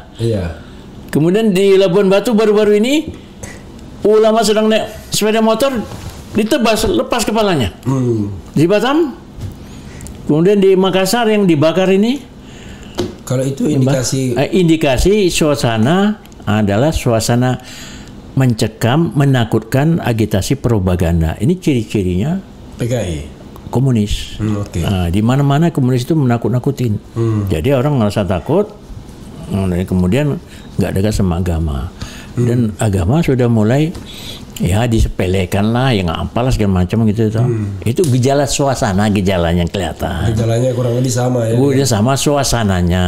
Gitu. Kemudian pesantren-pesantren, ulama-ulama dimulai, ya apakah dibilang kriminalisasi kita tidak tahu lah. Nah, tapi gejala-gejalanya sudah arah ke sana. Kemudian undang-undang yang keluar di dalam DPR yang kita katakan ya kalau siapa Alfian Tanjung bisa sampai 120 orang gitu. Karena mereka kan sudah bisa masuk di partai. Iya, iya. Maka undang-undang yang keluar kok rasanya ya nggak mengenakkan lah gitu ya. Yang mengenakkan lah, apalagi sekarang katanya undang-undang pesantren itu kan ditolak oleh pesantren. Pesantren yang bukan disetujui oleh partai, oleh ormasnya. Tapi para kiainya yang punya pesantren kan bukan ormas, bukan NU punya. Iya. Kan yang punya kan para kiai-kiai yang membuat pesantren. Nah, undang-undangnya sekarang keluar Perpunya. Yang sekarang udah ramai ini loh, saya baca. Perpunya mengeluarkan untuk pengangkatan para kiai harus ada badan khusus. Di situ ada ikut pemerintah, dalam ini Menteri Agama. Dikasihlah yang namanya dana abadi pesantren. Pesantren itu bebas. Maksudnya mereka dapat karena infak, sedekah, kemudian zakat. Dari situlah hidup pesantren. Upaya sendiri, para kiainya upaya sendiri tidak perlu dibantu pemerintah. Tapi sekarang pemerintah kasih dana abadi. Tapi dana abadi ini semua dana itu harus dilaporkan melalui ada tim yang khusus dibentuk. Nah, ini kan dikendalikan pesantren. Jadi kekuatan Indonesia itu terletak untuk kedaulatan yang mengamankan republik itu adalah tentara. Untuk mengamankan kedaulatan negara, tugasnya tentara. Nah, Indonesia ketika menghadapi musuh dari luar maupun dari dalam, yang mengamankan tugas kedaulatan negara adalah tentara. Nah, kekuatan Indonesia itu adalah terletak pada tentara. Kalau tentaranya lemah, kedaulatan kita nggak bisa kita jaga. Nah, sekarang tentara di Indonesia yang bisa memelihara negara itu umat Islam nomor 2. Karena negara kita mayoritas Islam. Islam kekuatan. Kalau tentara yang sudah diperlemah, maksudnya ya apakah anggaran, ya, kemudian apakah persenjataan, kemudian tidak pada tempatnya sekarang, umpamanya lininya masa polisi di depan, keamanan, ya keamanan kan keamanan dan ketertiban masyarakat dan penegak hukum di Undang-Undang Dasar. Tapi sekarang kan tidak. Tentara yang mau untuk menghadapi teroris separatis seperti di Papua, komandannya polisi. Loh, ini kan kedaulatan negara yang mengatakan dia Republik Papua atau Papua Merdeka. Itu kan tugas tentara. Mestinya kan komandannya tentara. Nah, ini tidak, komandannya polisi karena keamanan katanya. Jadi keamanan dalam rangka kedaulatan juga polisi, tentara nggak bekerja. Maksudnya tidak berikan porsi untuk mengamankan negara ini. Nah, kalau tentaranya sudah lemah, latihannya karena kurang peralatan, kurang senjata, ya cari proyek, gitu. Jadi akhirnya kan lemah. Cari jabatan, gandul di politik gitu. Dan lemah, jadinya lemah. Tentara lemah. Indonesia yang bisa mengamankan kedaulatan dan kebanggaan bagi suatu negara kan di tentara. Nah, jadi kalau tentaranya lemah, Indonesia lemah. Terus yang kedua, kalau umat Islamnya lemah, Indonesia juga lemah. Karena kan mayoritas, ini real lah, matematis sosiologis lah, ya, yang mayoritas porsinya besar untuk mengamankan negara. Nah, tentara untuk ibu dua. Kalau tentara lemah, kemudian umat Islam lemah, habislah sudah. Maksudnya bisa merubah ideologi negara ini, haluan negara, ya, ideologi Pancasila, ya. Ya kenapa? Karena dua kekuatan ini sekarang inti dari umat Islam siapa? NU. Kalau NU-nya sudah lemah, maksudnya masalah-masalah ini NU-nya sudah ada. Sekarang NU pecah lah, dua loh. NU yang jalan garis lurus atau NU kita 26 dengan NU yang sekarang di PBNU. Nah itu kan sudah lemah. Antara pimpinan ustadznya, kiainya itu udah nggak percaya kepada PBNU. Nah, sekarang udah keluar tuh di medsos, saya baca gini, udah nggak percaya sama PBNU. Kan lemah. Kalau intinya NU-nya udah lemah, apalagi Indonesia bisa berubah sementara dengan komunis muncul nanti dia menguasain. Apa ini udah masuk di pemerintahan, kita kan tidak tahu. Di TNI, kalau TNI-nya ya kita 2 kali ditolong sama Allah. Pertama tahun 48, kalah mereka, yang kedua 65. Blessing saja semua karena Allah maunya itu, karena Allah saja. Kalau tidak kita udah jadi negara komunis 48, negara komunis tahun 65. Sekarang tentaranya sudah lemah. Dulu 48 tentara yang di depan, 65 tentara di depan. Nggak jadi berubah jadi komunis. Sekarang kalau tentaranya lemah, seandainya mereka sudah masuk, undang-undang dikeluarkan. Sekarang kan orang curiga kepada BPIP. Haluan Ideologi Pancasila, BPIP, Badan Pembinaan Ideologi Pancasila. Itu BPIP. Tadi kan dibuat undang-undang haluan ideologi Pancasila, pelaksananya BPIP. Sekarang undang-undang buat BPIP. Tapi yang mau dipertahankan, BPIP mengatakan bahwa musuh besar Pancasila itu adalah agama. Loh, gimana? Ideologi Pancasila di situ ada ketuhanan, negara berdasarkan ketuhanan Maha Esa. BPIP yang akan menjalankan pembinaan Pancasila, agama musuh, bersikap bermusuhan sama agama. Gimana? Terus dipakai apa? Pancasilanya dipakai, Pancasila 18 Agustus yang disepakati bersama mau dirubah 1 Juni. Pidato Bung Karno bisa diperas, Pancasila menjadi sila, Eka sila. Tidak ada ketuhanan berkebudayaan. Nah, sekarang berkarya-karya Eka sila gotong royong. Gotong royong, nggak ada lagi istilah-istilah ketuhanan. Jadi apakah ini akan berubah? Kita akan melihat, ini gejalanya mau dirubah nih, negara ideologi kita dirubah dari Pancasila menjadi kalau gotong royong ikut semua boleh kan? Ikut semua. Dan kemudian kita lihat foto itu mega salam Pancasila ada lagi nih. Salam siapa coba lihat? Xi Jinping gini salam. Kemudian di sini siapa yang DNID begini salamnya. Apakah begitu? Itu kan satu tanda tanya. Yang perlu kita pertanyakan. Bukan kita nuduh. Dan istilah-istilah itu untuk bahwa sejak tahun 57 DNID sudah menyiapkan revolusi ABC sama dengan GBHN. Maksudnya apa-apa yang pada waktu Bung Karno, GBHN pada Bung Karno, Monopol Uzbek namanya, itu sama dengan rencana sejak 57 oleh komunis, oleh DNID untuk membuat Indonesia seperti apa. Monopol Uzbek persis. Monopol Uzbek itu manifesto politik undang-undang dasar, sosialisme, demokrasi dan apa? Ekonomi. Jadi kelihatan ini bahwa rencana dia memang menguasai Indonesia. Sekarang nggak kelihatan dia komunis partai, tapi kok konsep-konsepnya masuk. Sejarah mau dihilangkan tentang bukti sejarah oleh namanya Dirjen bukan Dirjen, Dirjen Dikti tentang sejarah mau dirubah itu loh, jadi yang tidak ada peran dari tokoh-tokoh Islam kemudian bahkan sejarah mau dihilangkan tadinya. Jadi pendidikan sejarah mau dihilangkan.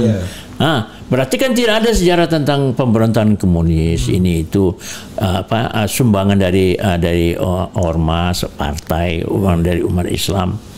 Kan mau dihilangkan. Itu bau-baunya udah ke sana, bau-baunya kelihatan.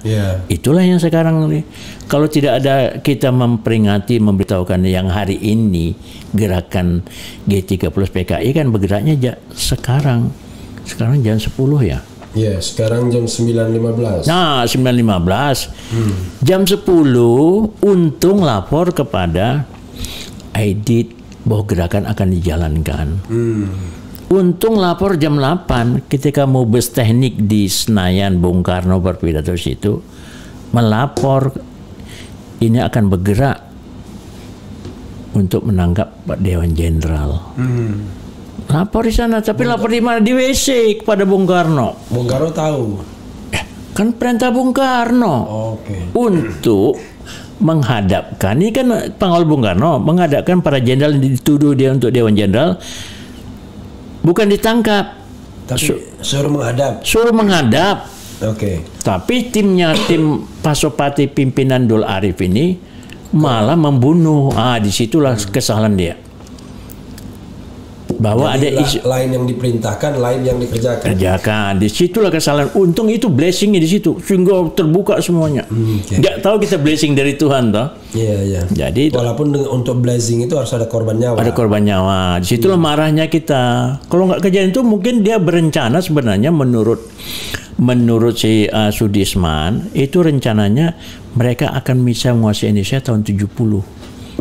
Mereka sudah masuk di pemerintahan, sudah ada menteri, Nyoto, Nyono, udah jadi menteri negara termasuk Aidit, itu. Rencana mereka masuk pelan-pelan di pemerintahan, dia kuasai di balik tangan. Tapi karena takut Bung Karno sakit, itu, Chu Enlai sudah perintahkan, Mao Zedong bilang dulu kami 125 jenderal kami bunuh. Revolusi bukan kebudayaan tahun 49. Ketika terbentuk Republik Cina yang pertama komunis itu People Republic itu. 125 jenderal kami habiskan. Kalian sekali pukul masih jenderal-jenderal yang nggak mau ikut. Nah itu inspirasi Aidit. Nah takut dia Bung Karno mau apa kalau nggak meninggal ya lumpuh gitu. Jadi oleh Angkatan Darat katanya dokumen dia, padahal Angkatan Darat nggak ada niat itu untuk Dewan Jenderal yang namakan Dewan Jenderal Dewan Jakti, Dewan Jabatan Tinggi Kepangkatan dan Tinggi Dewan Jakti itu memilih para kolonel menjadi jenderal. Dituduh, dibuat rekayasa seolah-olah mau terjadi kudeta. Untuk itu maka tanggal 1 Oktober sebenarnya mau dipanggil, dan pada waktu 5 Oktober itu hari ABRI yang tanggal 65 itu berarti 20 tahun, Bung Karno ingin memberitahukan jenderal ini nggak benar di depan para jenderal lainnya. 5 Oktober rencananya. Tapi dirubah menjadi 1 Oktober. Untung lapor pada Bung Karno Mubes Teknik di Senayan jam 8. Jam 10 dia lapor ke Aidit. Jam 10 malam. 10 malam. Di Senko PFN Sentral Komitenya Sentral Komandonya di Cawang di bawah jembatan layang yang mau jalan tol yang menuju ke Bekasi kan ada yang baru itu.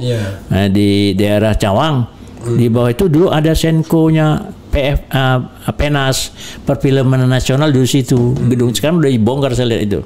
Hilanglah sejarahnya. Di situ pusatnya. Laporlah dia jam 10.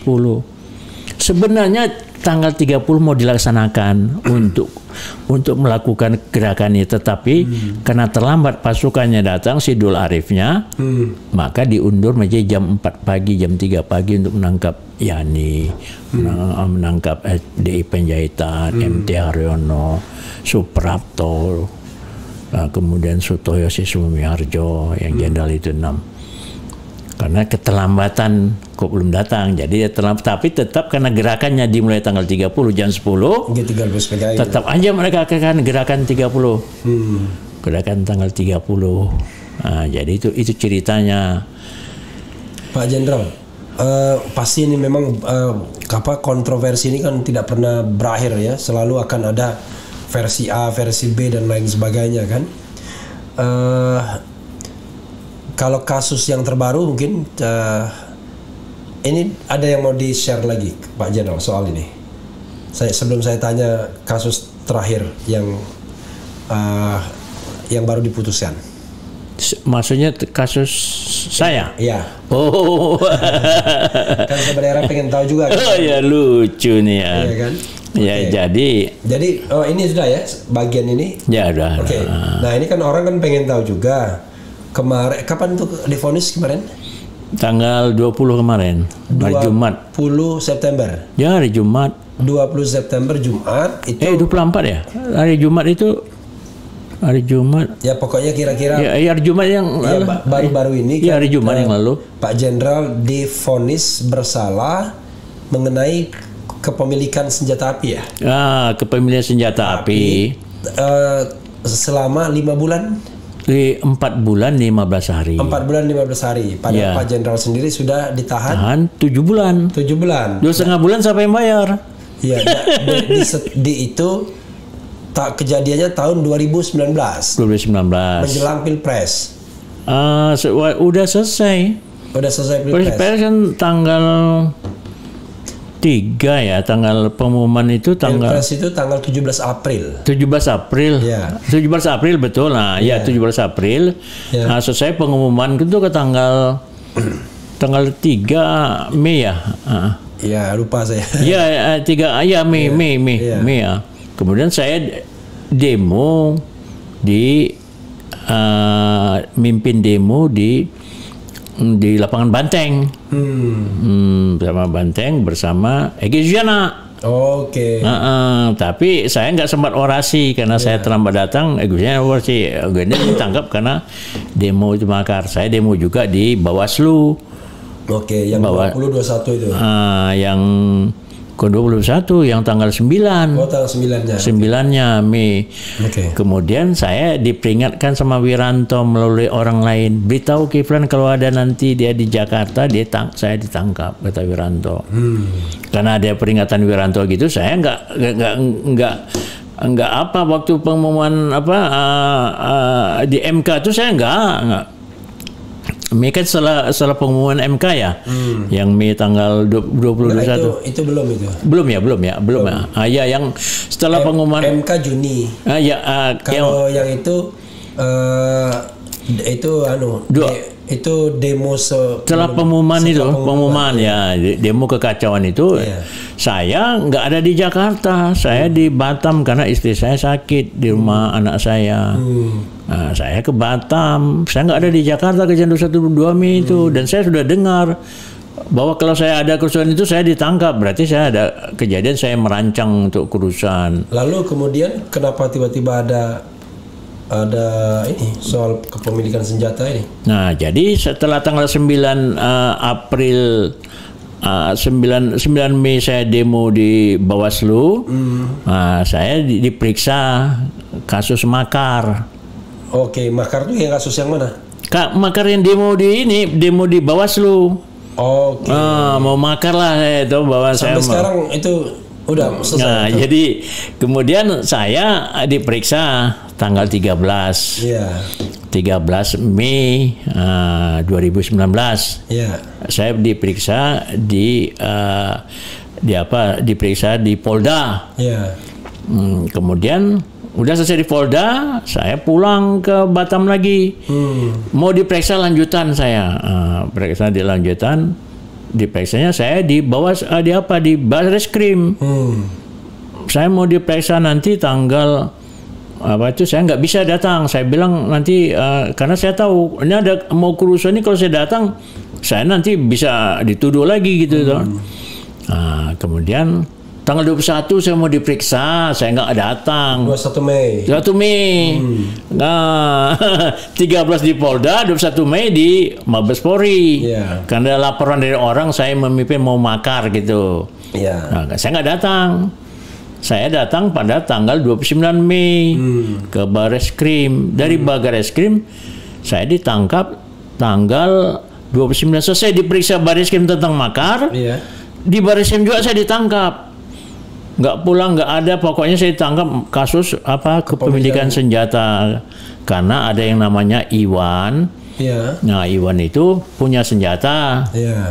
Ditangkap di hotel Mega di Menteng. Yeah. Nah, kemudian di mana senjata? Dibilang dari saya. Saya merintahkan itu dia punya senjata pistol revolver dibilang dari saya. Berapa satu senjata? Ada satu senjata di situ.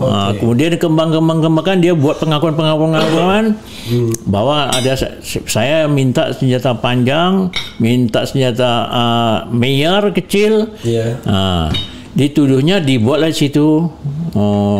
Setelah kerusuhan 21 Mei, saya ditangkap tanggal 29 Mei. Tapi tanggal 28 Mei di TV udah sebut bahwa otak dari semua kerusuhan 21-22 Mei yang di Petamburan, di Selipi yang terbunuh ada 14 orang tapi dibilang 9. Itu kejadiannya saya lah yang bawa senjata itu. Perintah saya lah. 21-22 Mei. Padahal saya ada di Batam. Baru sudah datang dari 9 Mei. Di tanggal 28 sudah sebutkan saya lah otaknya. Tapi di dalam BAP itu, di dalam surat perintah dimulainya penyelidikan SPDP dari kepolisian kepada jaksa bahwa saya diperiksa tanggal 21 Mei loh. Bagaimana saya ditangkap tanggal 29 diperiksa tanggal 21? Gimana itu? Jadi ada yang tidak matching lah, bahwa pertama saya di bulan otaknya tanggal 28 Mei, saya ditangkap 29. Kok bisa otak? Tanggal 29. Kemudian SPDP tanggal 21 Mei 2019. Itu saja saya sudah, wah ini enggak benar ini. Rupanya dibuat laporan lah, rekayasa semua cerita tanggal, waktu, tempat. Bahwa saya dengan senjata itu mau membunuh Wiranto, membunuh Luhut, membunuh Godis Mere, membunuh Buni Gunawan, dan surveyor yang namanya Yunarto Wijaya. Saya otaknya, perintahkan kepada Iwan. Ya, si Iwan itu punya senjata 2017. Saya dituduh memberikan uang 2019 tanggal 29 Februari 2019 ngasih uang. Padahal saya ngasih uang sama si Iwan tuh tanggal 9 Maret 2019 dalam rangka untuk demo di depan istana, dalam rangka menghadapi 11 Maret Super Semar jangan dicabut. Karena ada rencana kedengaran, mereka menuntut supaya dicabut Super Semar untuk peringati. Saya kasih dana dia, si Iwan. Betul, saya kasih dana. Karena kan untuk demo di depan istana supaya jangan dicabut tentang Super Semar. Nah, dituduhnya saya mengasih uang 9 Februari. Padahal pengaku Iwan bulan Maret. Kok dirubah menjadi Februari? Itu sudah semua rekayasa. Tapi saksi, bukti, fakta, senjata tahun 2017 sudah punya, 2018 ada fotonya si Iwan pegang itu senjata 2018. Nah, memang senjata dia itu? Senjata dia, bukan senjata saya. Direkayasa lah bahwa itu atas perintah saya ngasih uang, padahal uang itu untuk demo. Jadi antara tanggal, waktu, tempat, locus tempus. Udah nggak benar semuanya. Tapi saksi mengatakan senjata bukan milik saya. Dia kasih ini dulu fotonya si Iwan. Ini fotonya senjata panjang ini. Saya kasihkan ke hakim. Keterangan saksi yang mengatakan senjata bukan milik saya oleh hakim diabaikan. Kata hakim, semua keterangan saksi diabaikan. Loh, kok bisa hakim ngomong semua keterangan saksi diabaikan? Jadi tetap dinyatakan bersalah. Tetap dinyatakan bersalah. Tapi hukumannya 4 bulan 15 hari. 15 hari. Tuntutan saya oleh jaksa, saya dituntut 7 bulan. Tapi keputusan hakim 4 bulan 15 hari. 7 bulan itu sesuai dengan tuntutannya penahanan. Saya ditahan 7 bulan. Sekarang. Saya naik banding ke Pengadilan Tinggi, mudah-mudahan saya bebas. Karena apa? Saya membersihkan nama dalam rangka itu kan kehormatan saya. Saya sudah berbakti untuk bangsa dan negara ini. Saya nggak sebutkan bagaimana saya berbakti untuk bangsa dan negara. Saya membebaskan sandera Malaysia tahun 81 di Papua. Saya membebaskan pasukan saya bersama saya. Diteruskan oleh pasukan lain. Membebaskan sandera di Filipina 2016-2017. 4 kali saya membebaskan. Itu. Kemudian mendamaikan pemberontakan Moro di Filipina Selatan, damaikan Profesor Misuari sebagai pemberontak, Moro Islamic Liberation Front, Moro Liberation Front dengan Presiden Fidel Ramos. Saya pertemukan, damai, 96 selesai mas saya. Ketemu di hutan-hutan lah. Oh, okay. Presiden Fidel Ramos sama pemberontak saya pertemukan di hutan. Saya langsung physically saya bawa itu Misuari, yang kontingen lain orang saya tuh bawa Presiden Ramos ketemu dan saya bebasan itu, kemudian bebasan tentara ini di Timur saya pangkat naik luar biasa. Maksudnya biasanya orang umpamanya 17 tahun, saya 15 tahun sudah naik pangkat menjadi letnan kolonel. Orang biasanya naik pangkat untuk mayor itu 11 tahun, saya 9 tahun sudah naik pangkat. 2 kali saya naik pangkat luar biasa.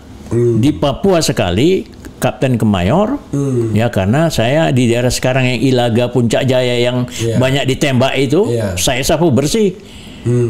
Dengan helikopter saya bergerak, dengan helikopter saya sapu bersih mereka. Tahun 1977. Itu kejadian itu sudah sejak lama, itu pemberontak separatis dibilang pemberontak, dibilang sekarang KKB kriminal bersenjata, ya senang lah dia. Kita tentara nggak bisa bergerak karena kriminal, tapi kalau separatis tentara yang bergerak. Atau kalau katanya teror, ya dan 88 lah ke sana, cobalah tanggapin itu. Jangan yang tukang ya Dem 88 di tempat-tempatnya kan ya yang nggak bersenjata, yang apa ya gimana sih? Bawa ke sana Dem 88 karena separatis teror itu. Kalau umpamanya disebut itu separatis, itu tugasnya tentara kedaulatan, komandannya tentara. Sekarang komandannya polisi. Karena KKB kriminal. Jadi tentara menjaga kedaulatan nggak bisa bergerak. Pertama, dana dipegang sama polisi, dana operasional sampai dia punya untuk mendapatkan ini. Cucu saya bergerak sekarang ada di Papua dari batalion. Ada cucu saya ada Letnan 2. Cucu kandung saya.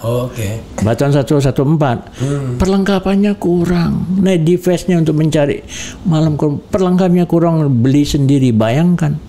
Orang operasi alat peralatan beli sendiri. Ransel beli sendiri. Ini benar kok. Kenapa? Dana kan jatuh kepada polisi untuk operasional. Komandannya polisi.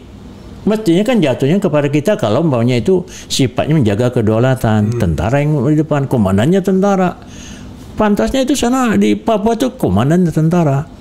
Yaitu yang namanya adalah dia sifatnya separatis. Kalau teroris bisa dua, teror bisa polisi, bisa tentara sekarang kan boleh. Di tugas-tugas yang lain. Kenapa? Ya pemerintah mungkin takut nanti daerah itu dikatakan daerah separatis, ya mungkin luar negeri jadi ikut-ikutan mungkin. Karena itu daerah konflik, daerah perang. Jadi urusannya bukan urusan lagi dalam negeri, tapi urusan antar kedaulatan.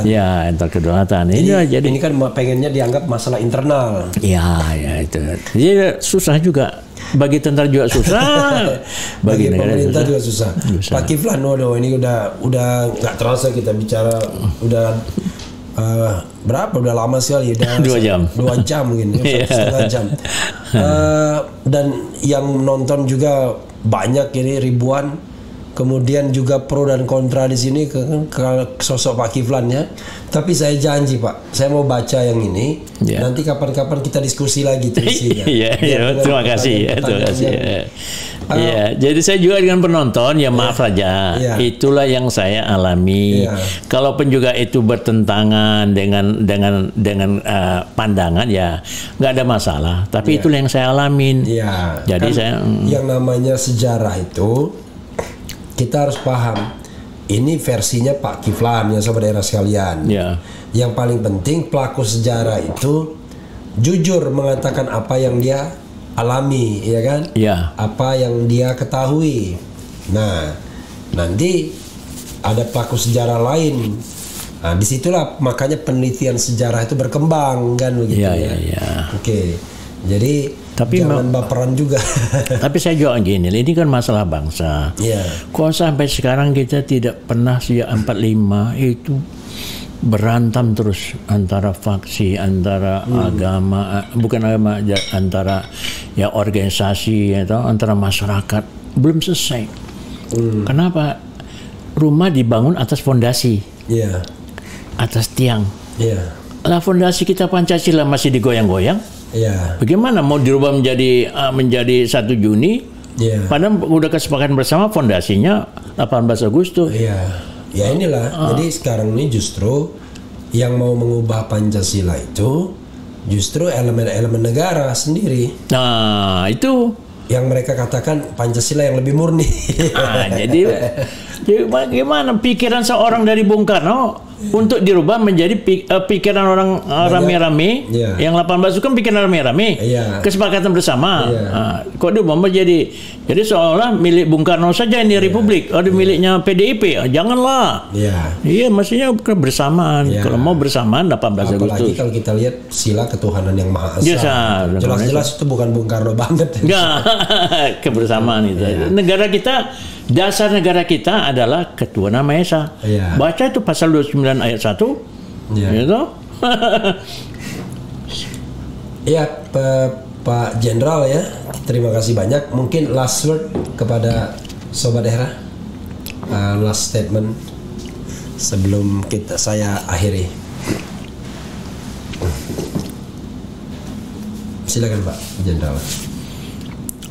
Ya, terima kasih Bung Refli.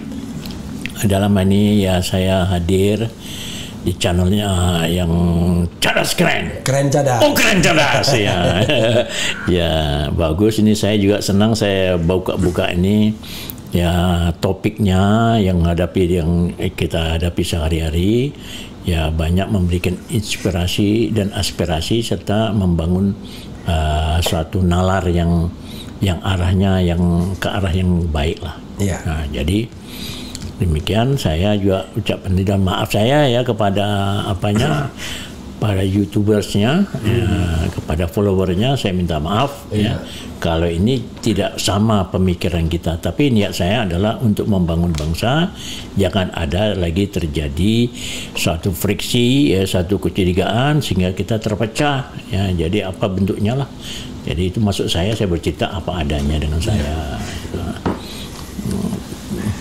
Ya, Sobat Era sekalian ya, ini bagian dari sejarah yang jelas apa yang dialami oleh Jenderal Kiflan Zain, Majen Purnawirawan.